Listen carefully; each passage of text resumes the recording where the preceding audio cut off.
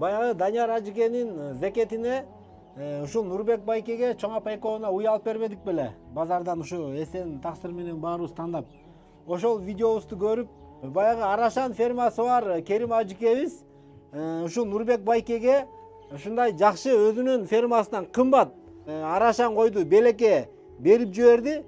Ушул эсен таксырга да кошуп бир кой белекке берилди мынакей, жакшы койлор туугандар. 130 миңден алынган койлор экен, жакшы кочкорлорго коюлган, экөө тең бооз тубайын деп турат экен. Ассаламу алейкум, рахматуллахи баракату. Иншалла, мына 25 декабрь ушул 2 кой таласка кетип атат подаркага, иншалла. Ушул биздин таксыр инилерибиз кечээ күнү бир эжебизге уй алып бериптир. Алла разы болсун. Анан ушуну азыр видеону көрүп отуруп, эсен деген иним ушуга себепкер болуп атат. Иншалла ушул эжебиздин улакчы баласы бар экен, аттан жыгылып ушундай кырсык эме болуп ооруп атыптыр. Ошол эжебизге ошол койдун бирөөсү подарка болуп кетип атат, бирөөсү эсенге подарка болуп кетип атат, иншалла. Ушул эми наркысы уже желим салып коюптур, беркиниси деле бооз буюрса. Ушул эми ушул бизден подарка болсун. Ушул кичине болсо да ушул эжебиз жакшы жагы иштетип, эсен иним Алла разы болсун, ушундай бирөөлөргө себепкер болуп, ушул кошуна эжеңе күйүп, ушундай деп жакшы аябай эме тарткан экенсиң. Алла разы болсун. Сендей инилерибиз кыргыз элинде сендей ушундай элге күйгөн жигиттер көп болсун иним. Эми бул койлорду эми мен высший элита деп мактай албайм. Эми ушундон жүрөктөн чыгарып берип атабыз, ушуну кабыл кылып коебуз да, иншалла. Ушул Алла разы болсун. Эсен ушинтип кыйналган үй бүлөлөргө жардам берип, кыргыз эли кыйналган адам бири-бирибизди эч качан таштаган эмеспиз. Ушундай кыйынчылыктарда бири-бирибизге жардамыбыз тийип, Алланын ыраазычылыгын издей берели, иншалла. Аллахым баарыбыздан разы болсун. Иншалла мына таласка кетип атат, азыр жүктөйбүз. Эмне демекчибиз, урматтуу мекендештер? Ушундай Керим Ажыке окшогон, Данияр Ажыке окшогон берешен инсандарыбызга Алла разы болсун. Берешен инсандарыбыз көбөйсүн, Кудай буйрса. Ушул Нурбек байке уйлуу болуп сүт ичип атат. Эми Кудай буйрса мына жакшы бул Арашан коюндагы мына эсен таксыр өзүнүн фермасында багып, карап, туудуруп, жакшы кызмат кылып берем деп атат. Эсен таксырга да Алла разы болсун. Кудай деген адам бул, Кудай бере турган адам. Өзүнүн да караңдар, фермасы, уйлары, тайлары, ушундай жакшы букалары бар экен. Өзүн эле ойлобостон баягы кошунасына дагы ырайым кылып, багып берем, уй алып берсеңиздер деп ушундай чалып бизге байланышып, мына ушул жакшылыктардын баарына себеп болуп аткандагы ушул эсен таксыр. Кудай буйрса эми ушул жакшы Арашан койлорду эми улантып кеткиле эми. Мынакей Кудай буйрса жакшы уйлуу болдустар. Сонун көрүп келдим, уйду дагы бар азыр. Жакшы эттүү, сүтү да жакшы чыгып атат дейт. Торпоктагы баягы кашкасында жүрөкчөсү бар. Торпокту да көрүп келдим, жакшы. Эми мынакей Кудай буйрса бүгүн ушинтип кымбат Арашан койлуу дагы болду. Нурбек байке, кут болсун коюңуздар. Эми ушуну улантып, өзүнчө бир ферма кылып мынакей жакшы уйлуу болдуңуз, койлуу болдуңуз. Аллах таалам өмүрүңүзгө береке берсин. Ушул уюңуз, коюңуз берекелүү болуп, артынан бир Аллах таала бир көбөйтүп берсин. Сиз да бир берешен адамдардын, бай адамдардын катарына кошулуп, сиз да бир зекет бере турган инсандардан болуңуз. Анан эсеке Кудай буйрса, буну өзүңүз багып бересиз. Буйруса. Оорутпай, Аманат. Аманат кылып мынакей мойнуна алып атат. Эсен таксырга Алла разы болсун. Бул эсен таксырдын фермасын көрдүңүздөр да, мына жакшы уйларды алат экен базардан, багат экен.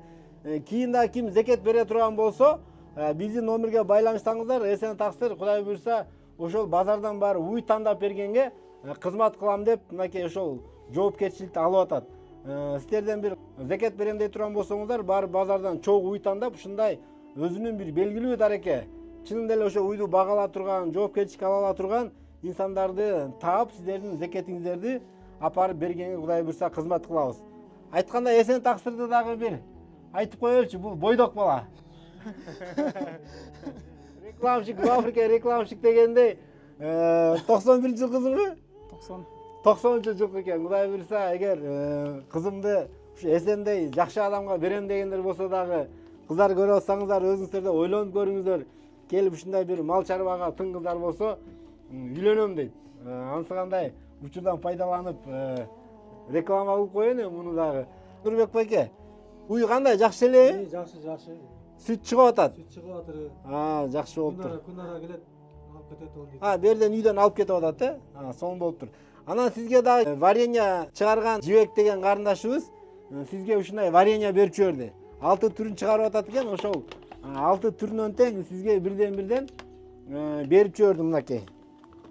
Ушуну дагы апа экөөңүздөр ооз тийип коесуздар, Апа таласка кетиптир туугандар. Апа дагы бул жерде видеода катышса жакшы болмок, анан таласта экен азыр иштери менен. Азыр Нурбек байкеге ушул белектерин Жибек карындашыбыздын да аманатын алып келип бердик. Керим ажыкеге да Алла разы болсун. Сиз да эми бир батаңызды берип коюңуз эми. Мага бериңиз.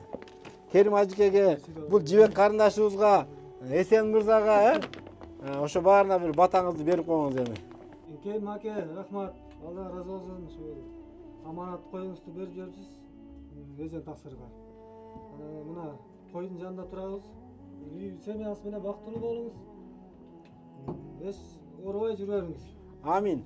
Бул карындашыңыздын вареньясына да рахмат. Алла разы болсун карындашым. Өмүрүң узун болсун. Жибек карындашыбызга да рахмат. Туугандар кандайсыздар?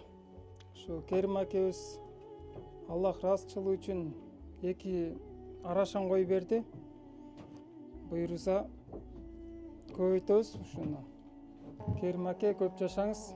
Сизди Аллах колдосун ар дайым. Керим ажыкеге дагы жакшы каалоо тилегиңиздерди жазып коюңуздар. Бирди берген болсо Аллах Таалага 100дү берген болсун. Ушундай берешен адамдарды Аллах Таалам көбөйтө берсин. Берешен адамдарды дагы бир ойгонушуна биз дагы себепчи болойлу. Биздин зекет алкагында долбоорубузду колдоп, ким зекетин берет элем деп ойлонуп жүргөн болсо, анда биздин төмөндөгү экранда номерлерге чалыңыздар. Кээде бизге көп чалуулар болуп атат. Мындай жардам керек эле, акча керек эле, дары керек эле депчи. Ошол көрүүчүлөр, урматтуу мекендештер, биз бардыгына акчалай берип жардам бергенге биздин чамабыз деле жетпейт негизи. Болгону биздин долбоорубуз ушундай уй сай алгандар, уйду багала тургандар, же болбосо ушундай Эсенге окшоп жанында жоопкерчилик алам, карап багыша алат элем, сүтүн сагышат элем деген ошондой өзүнүн бир шарттары дал келген гана үй бүлөлөргө уй алып берип атабыз. Ана бизге көпчүлүктөр чалып атат, жазып атат, жардам берип койгула деп.